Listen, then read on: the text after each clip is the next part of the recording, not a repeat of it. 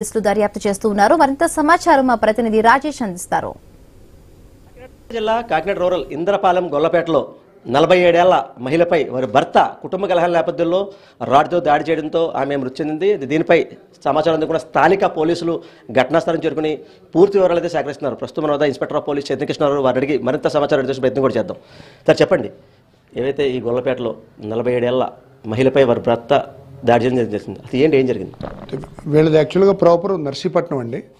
నర్సీపట్నంలో అక్కడ బజ్జీల బండి నడుపుకుంటూ ఉంటారు. ఇతని హస్బెండ్ పేరు, ఈవిడ హస్బెండ్ పేరు గంగరాజు. గతంలో బజ్జీల బండి పెట్టుకొని జీవనం కొనసాగించాడు. కొడుకు బైక్ మెకానిక్గా పనిచేస్తాడు.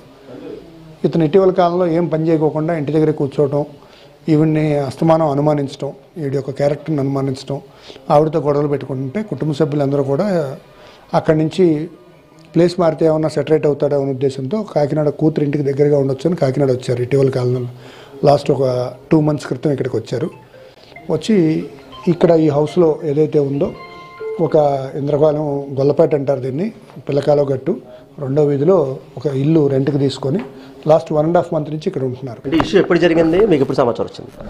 నిన్న రాత్రి సుమారు 7 గంటల నుంచి 10 గంటల మధ్యలో జరిగిందండి. కొడుకు బయటికి వెళ్ళాడు 7 గంటలకి. 10 o'clock తిరిగి వచ్చేటప్పటికి వాళ్ళ అమ్మగారు రక్తపు మడుగులో పడిపోయి ఉన్నారు.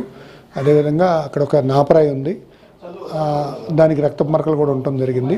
ఆవిడ బతికుంటుందనే ఉద్దేశంతో ఇమీడియట్గా వాళ్ళ బ్రదర్-ఇన్-లాను సిస్టర్ కలిసి హాస్పిటల్కి షిఫ్ట్ చేశారు. డాక్టర్స్ అక్కడ చనిపోయినట్లుగా రాత్రి అరౌండ్ 11:30 ఆ టైంకి డిక్లేర్ చేశారు. అంటే ఇక్కడ స్థానికులు కానీ లేదా కుటుంబ సభ్యులు కానీ మీకు చెప్పేసారు, ఏం చెప్తారు? వాళ్ళ అబ్బాయి వచ్చి మా పోలీస్ స్టేషన్కి వచ్చి రిపోర్ట్ ఇవ్వడం జరిగింది.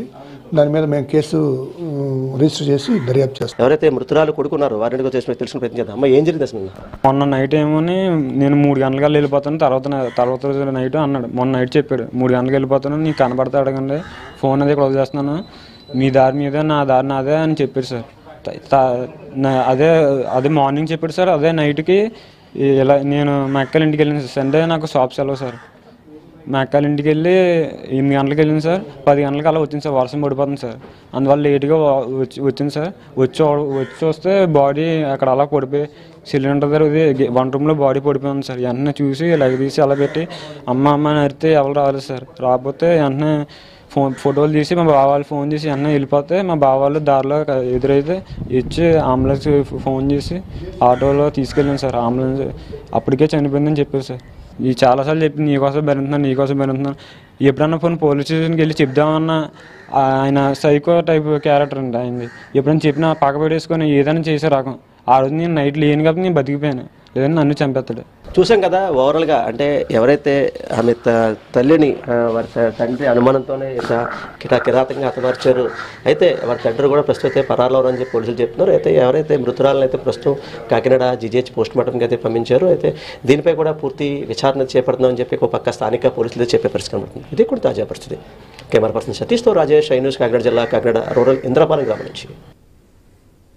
Parliament నియోజకవర్గమైన Rajampet YCP